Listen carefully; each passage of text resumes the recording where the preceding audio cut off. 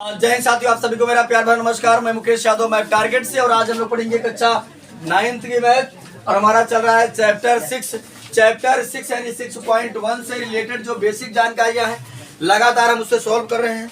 यदि बात करें तो पिछली क्लास में हमने कुछ बेसिक जानकारियों के बारे में सीखा था और आज उससे आगे सीखेंगे। यदि हम बात करें तो कल हमने सीखा था कोड के बारे में। यदि बात करें हमने सीखा था शून्य कोड, जो क्या होता है 0 डिग्री का होता है। फिर हमने सीखा था न्यून कोड, जो 0 डिग्री से अधिक होता है और 90 से क्या होता है कम होता है। फिर हमने सीखा था सम कोड, जो 90 अंश का होता है। फिर हमने सीखा था अधिक कोड, जो 90 से अधिक और 180 से कम होता है। फिर हमने सीखा था रिज कोड, कितने अंश का होता है, बृहद कोड सीखा था। और फिर संपूर्ण कोड 360 ये सीखा था। उसके बाद यदि हम बात करें बच्चे, तो हमने सीखा था कि जब दो समांतर रेखाओं को एक तिर्यक रेखा काटती है तो कुछ प्रकार के कोण बनते हैं। उस कोणों में पहला कोण हमने सीखा था क्या क्या सीखा था, एकांतर कोण। तो अब समझिएगा, उसके आगे हम सीखते हैं। तो कुल मिलाकर के कल हमने सीखा था कि जब दो समांतर रेखाओं को एक तिर्यक रेखा काटती है तो कुछ प्रकार के कोण बनते हैं। उन कोणों में हमने पहला कोण सीखा था एकांतर कोण। क्या सीखा था, एकांतर कोण के बारे में बच्चे हमने बताया था कि एकांतर कोण जो है वो समांतर रेखा के अंदर ही बनता है। कहाँ बनता है, समांतर रेखा के अंदर ही बनता है, लेकिन दोनों एक तरफ नहीं बनते। अगर इसकी बात करें, अगर एक यहाँ बनेगा तो दूसरा, यानी ये वाला और ये वाला एकांतर का काम करेगा। अगर इसकी और इसकी बात करें तो ये और ये एकांतर का काम करेगा, है ना। अगर बात करें इसकी, ये कोण और ये कोण एकांतर का काम करेगा। इसी प्रकार ये कोण और ये कोण एकांतर का काम करेगा, है ना। इस आकृति में अगर हम आ जाए, यहाँ समझिए कई आकृति हमने बनाया है। इसकी बात करें तो ये एकांतर काम करेगा, ये और ये एकांतर का काम करेगा। इसकी बात करें तो ये और ये एकांतर काम करेगा, और ये वाला और ये वाला एकांतर का काम करेगा। इसमें बात करें तो ये और ये एकांतर का काम करेगा, ये और इसकी आकृति की यदि हम बात करें, एक ये वाला और एक वाला एकांतर काम करेगा, एक ये और एक। तो समझिएगा एकांतर कोण की यदि हम बात करें, एक बार मैं फिर से बताऊंगा परिभाषा। एकांतर कोण हमारा समांतर रेखा के अंदर ही बनता है। कहाँ बनता है, समांतर रेखा के अंदर बनता है, लेकिन दोनों एक तरफ नहीं बनते हैं। समांतर रेखा के अंदर बनेगा लेकिन अपोजिट साइड में बनता है। ठीक, जैसे समझिएगा, कहो कि ये और ये एकांतर का काम कर जाए तो करेगा क्या, ये और ये एकांतर कोण का काम नहीं करेगा। बातें सबको सब कंफर्म है। एकांतर क्लियर है कि नहीं क्लियर है। देखो बच्चे, एकांतर को बताया था कि अंग्रेजी में अल्टरनेट एंगल कहते हैं। क्या कहते हैं, अल्टरनेट एंगल। अगला बच्चे जो हमारा होता है, एकांतर तो हमने सीख लिया, अगला जो होता है हमारा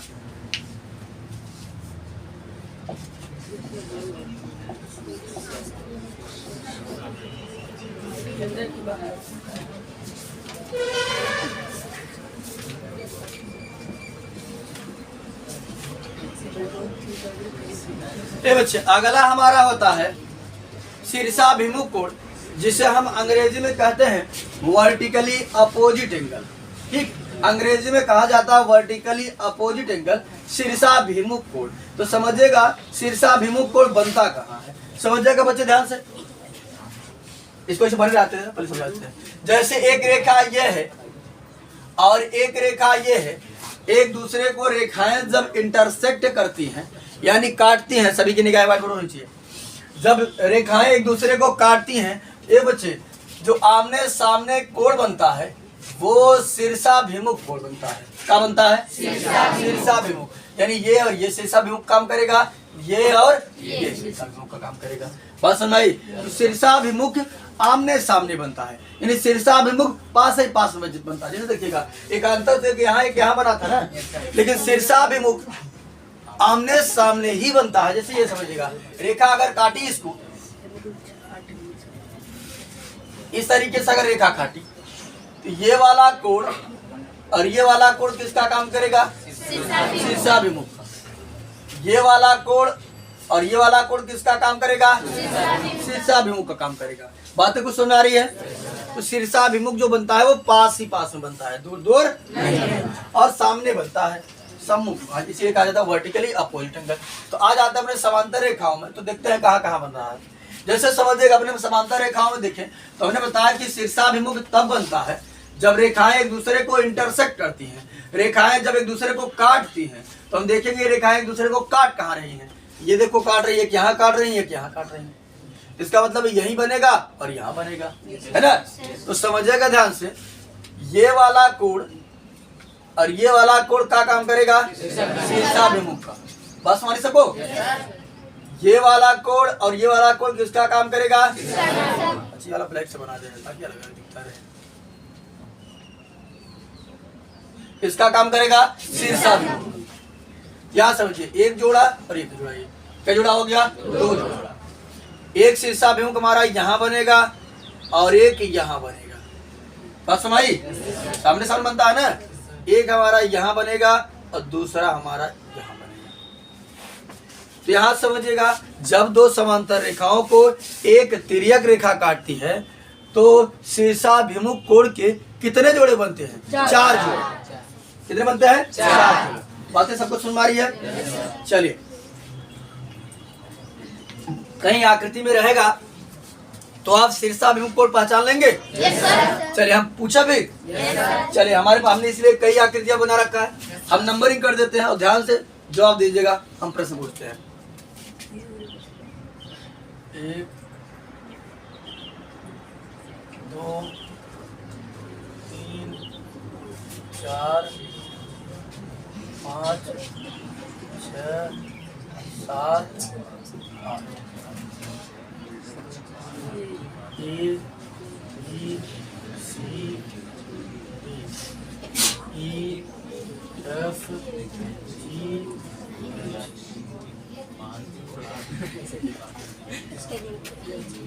P Q R S W X Y Z। अच्छी बात नहीं। 1 2 3 4 5 6 7 8।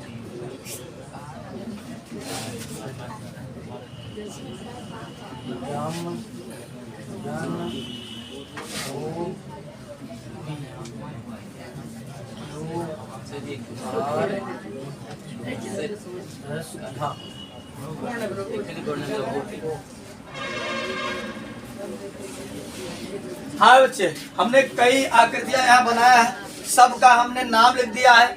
अब आपको बताना है कि किसके सापेक्ष में कौन क्या बन रहा है। सुनिएगा, पहले हमारा प्रश्न सुनिएगा फिर जवाब दीजिएगा। जो पूछूंगा ध्यान से, दोनों को मिक्स करके भी पूछ सकते हैं क्योंकि हमने एकांतर भी पढ़ लिया है और शीर्षा भी। तो समझिएगा ध्यान से, हमारा पहले ध्यान दीजिएगा कि कौन सा क्या चीज में, ये तो हम समझाए ही है ना। इसलिए सबसे पहले इस आकृति से रिलेटेड पूछते हैं। बताइएगा आप पहले, शीर्षाभिमुख कौन कौन काम कर रहा है। ये बच्चे, शीर्षाभिमुख 1 के सापेक्ष कौन काम करेगा, और 2 के सापेक्ष, और 6 के सापेक्ष, और 5 के सापेक्ष। चलिए अच्छा जवाब दीजिएगा। एकांतर कोण, चलिए ठीक है। इस आकृति में आइएगा, कौन कौन शीर्षाभिमुख है। चलिए, ए के सापेक्ष शीर्षाभिमुख कौन काम करेगा, और बी के सापेक्ष, ई के सापेक्ष, एच के सापेक्ष। अच्छा, एकांतर कोण कौन कौन सा काम करेगा। अच्छा चलिए हम पूछते, बताइएगा बी के सापेक्ष कौन एकांतर कोण काम करेगा, और ई के सापेक्ष। चलिए अच्छा, इसमें आते हैं, इसमें कौन कौन सा शीर्षाभिमुख है। 1 और 2, 1 और 2 और 5 6 7। इसमें समझिए, इसमें कौन कौन है। M के सापेक्ष O है, N के सापेक्ष P है, Q के सापेक्ष S, R के सापेक्ष E। बातें ऐसी इसमें आ जाते हैं। इसमें P के सापेक्ष कौन है, और Q के सापेक्ष, W के सापेक्ष, X के सापेक्ष।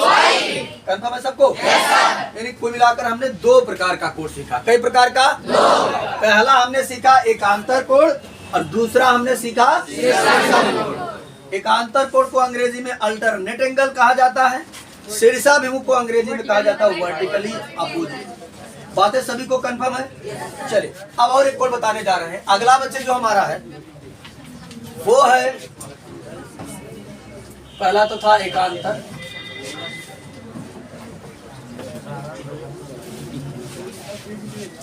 एकांतर कोण, दूसरा था शीर्षाभिमुख, तीसरे की बात करें बच्चे तो होता है संगत कोण।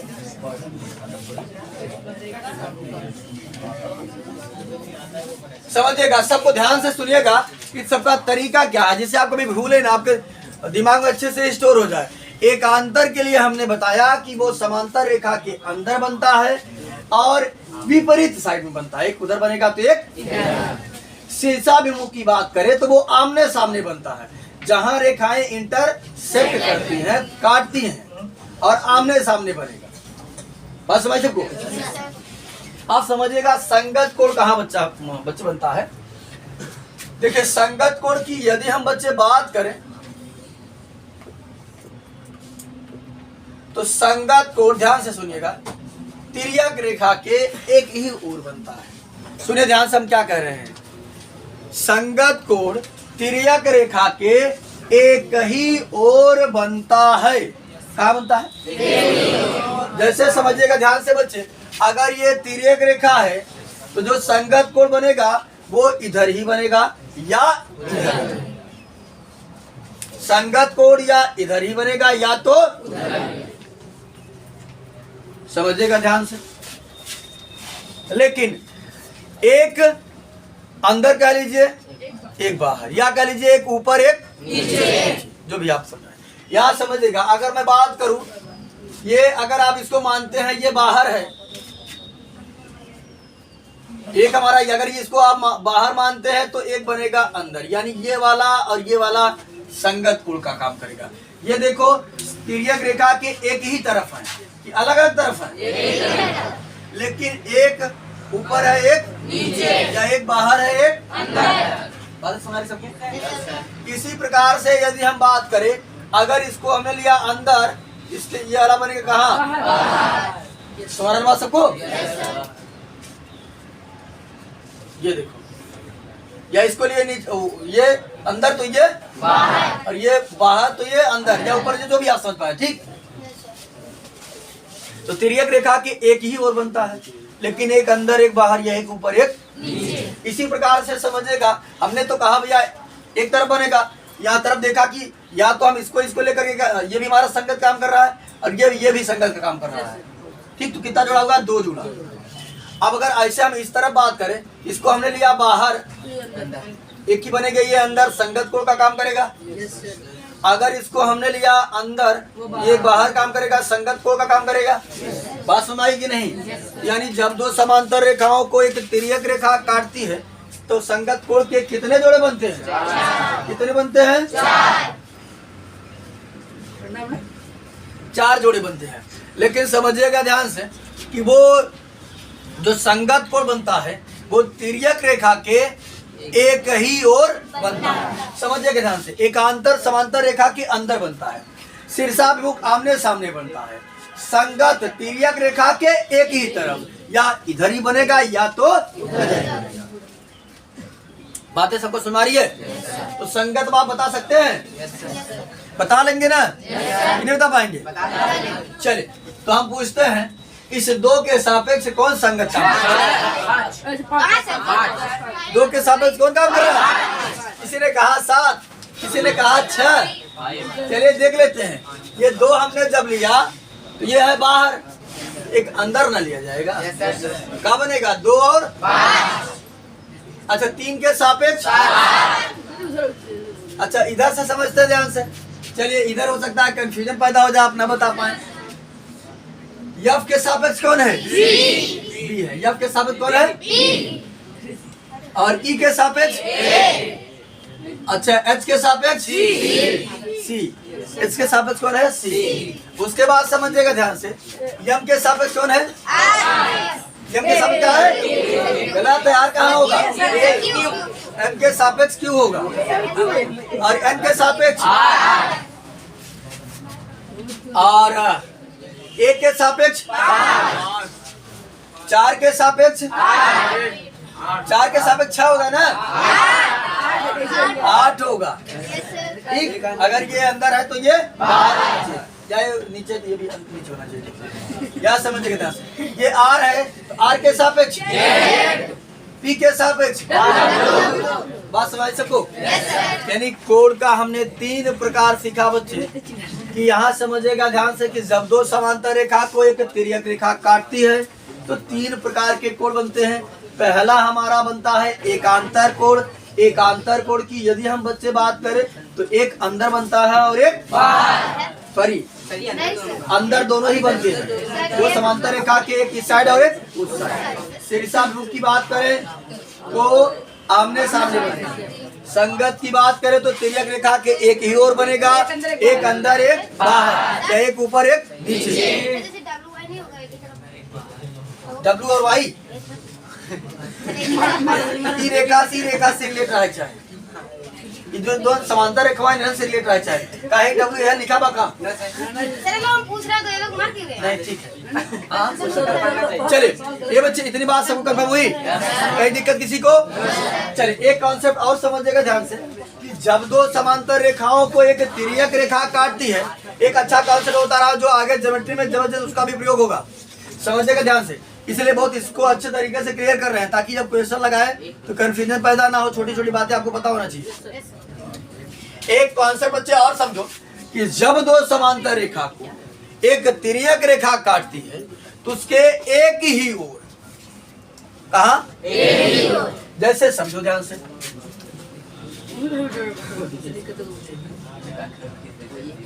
समझे ध्यान से, समांतर रेखा जब दो समांतर रेखाओं को एक तिर्यक रेखा काटती है तो उसके एक ही ओर दो अंतः कोणों, दो मतलब दो अंतः माने अंदर वाले, दो अंतः कोणों का योग 180 होता है।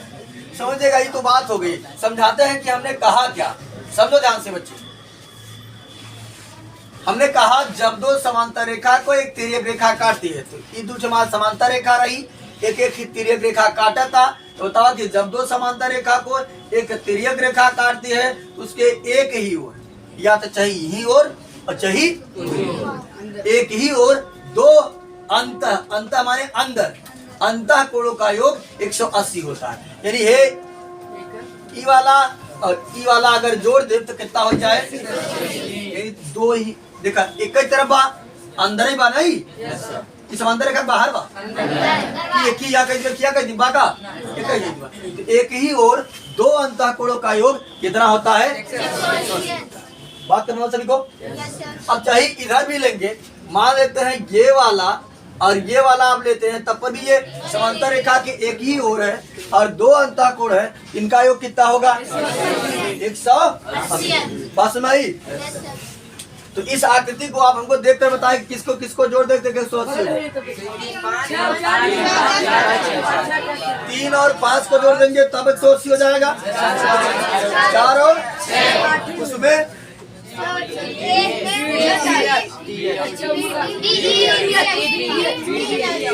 समझ क्या कर रहे हैं? सुन जाइए, एक एक लोग बोलिए तो हम समझ पाए। चलिए कौन कौन जोड़े?